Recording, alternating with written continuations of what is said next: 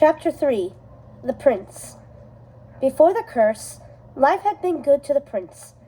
To hear the sisters tell the tale of the curse would be able to hear a story filled with examples of what a terrible person he was, a list of his misdeeds, tallied one by one, each of them worse and nastier than the one before, until the sisters swooped down on him with their spell, deforming him into the pathetic beast now lying on his bedroom floor before his mirror.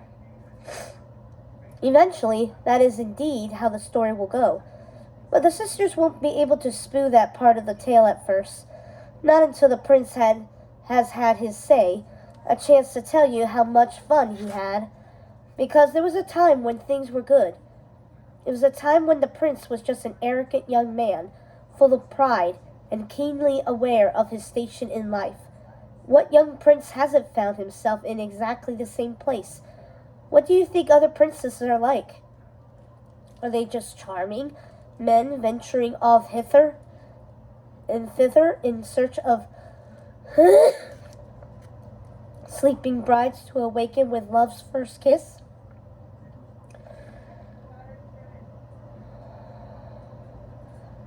Do you fancy them as dainty gentlemen while they slay dragons and vanquish foul, murderous stepmothers? Perhaps they do that sort of thing without the slightest bit of ego or aggression. One moment they're hacking their way through enchanted killer thorn bushes, only to find a fire-breathing dragon primed for murder on the other side, and the next they're expected to waltz with their new brides in pastel suits and golden sashes.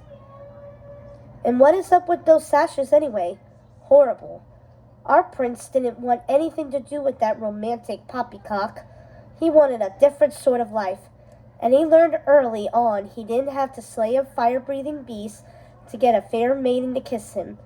Though swaggering in with the corpse of a giant elk or a fearsome grizzly bear slung over his shoulder for old man Higgins to stuff and mount on the tavern wall did get him his fair share of smooches from the young ladies.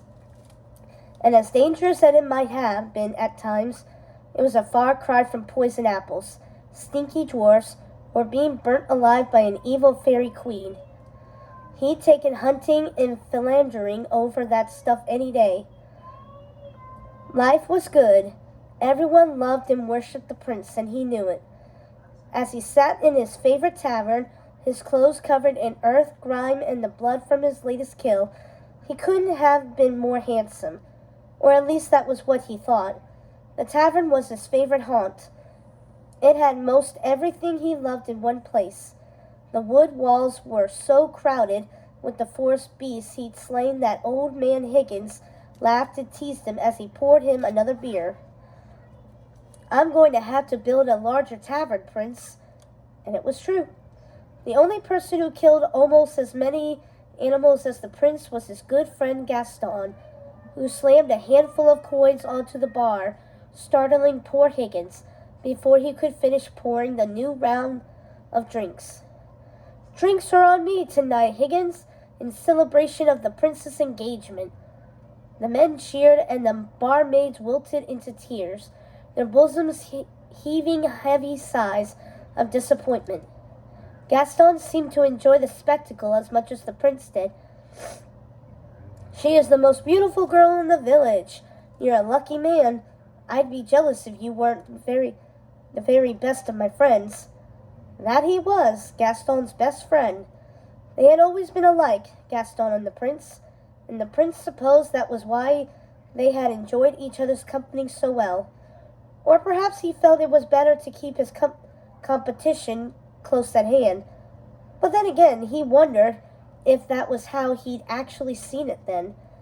The prince couldn't help laughing sometimes while listening to Gaston go on about himself, bragging about his cleft chin, showing off his hairy chest, and singing his own praises and down the town's main thoroughfares. However, there was another side to the prince's old friend, a vindictive cruelty about him. Yes, they were very much alike, Gaston and the prince, and that is what brought them together. Gaston was the first to let the prince know his fiancée, Circe, was from a poor farming family, in an attempt to prevent the prince from shaming himself by marrying someone so low. Of course he couldn't marry her, no matter how beautiful she was. How could his subjects take the daughter of a pig farmer seriously as their queen? Their servants wouldn't respect her, and she wouldn't know how to act in diplomatic situations. No, it could be a disaster. It would be unfair to his subjects and to her, and most of all to him. He didn't need anyone to tell him it was a poor idea. He came to the conclusion himself the moment he discovered her station in life. Then the decision was made. He couldn't marry the girl.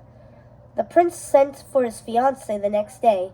Circe looked beautiful when she stepped out of the carriage to meet him.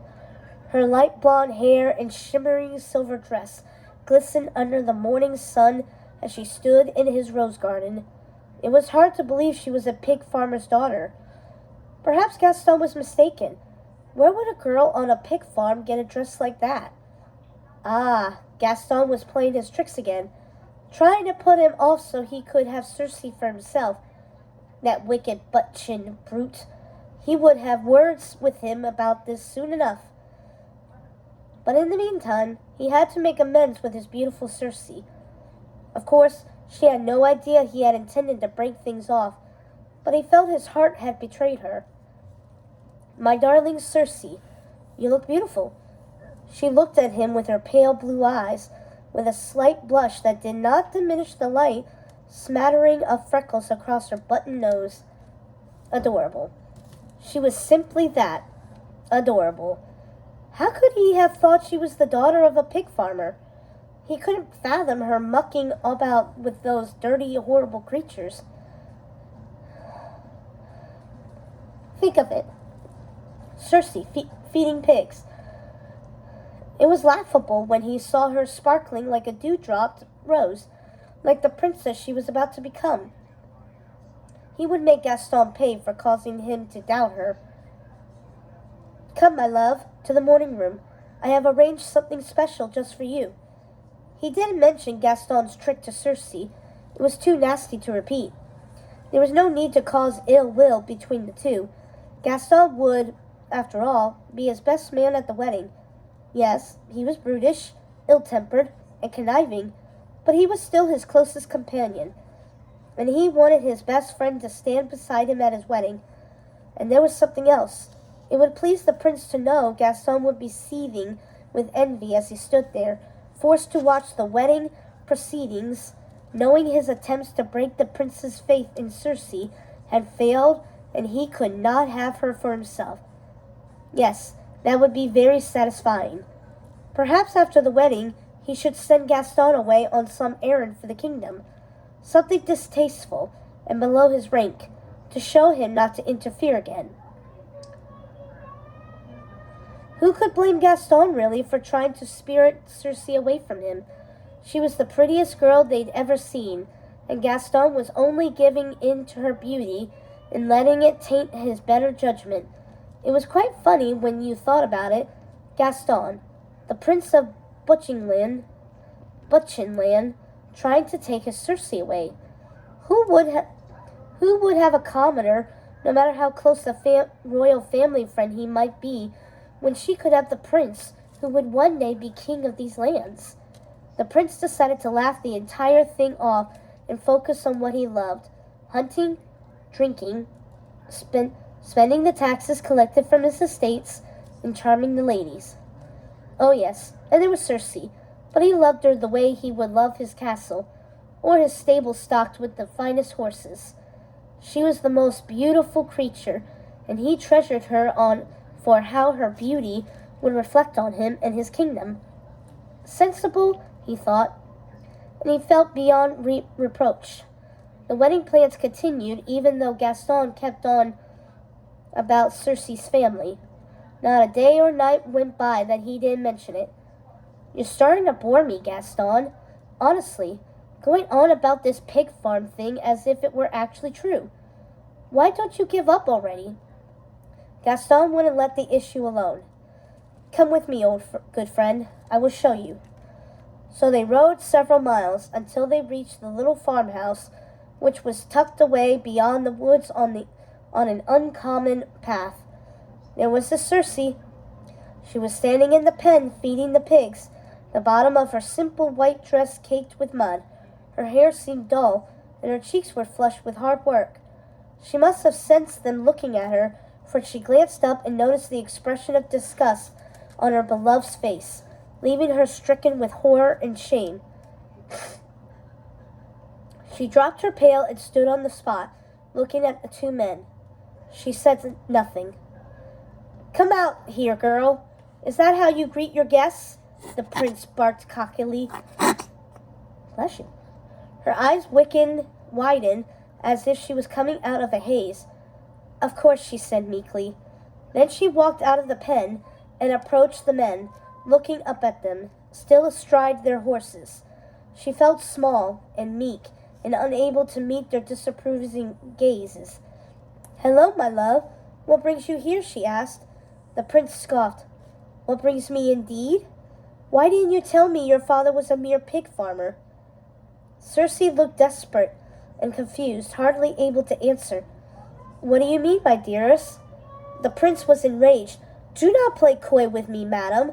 How dare you keep such a thing from me? How could you lie to me in such a manner?" Circe crumbled in tears. "You never asked about my parents. I never lied to you. Why should it matter? We love each other, and love conquers all." "Love you? Seriously? Look at yourself, covered in muck. How could I possibly love you?" He spat on the ground and then turned his attention to his friend. "Come on, Gaston. Let's leave this stinking place. I have nothing further to say to this filthy farm girl." And the two men rode off, leaving the beautiful maiden covered in mud and a cloud of dust kicked up by their wild horses.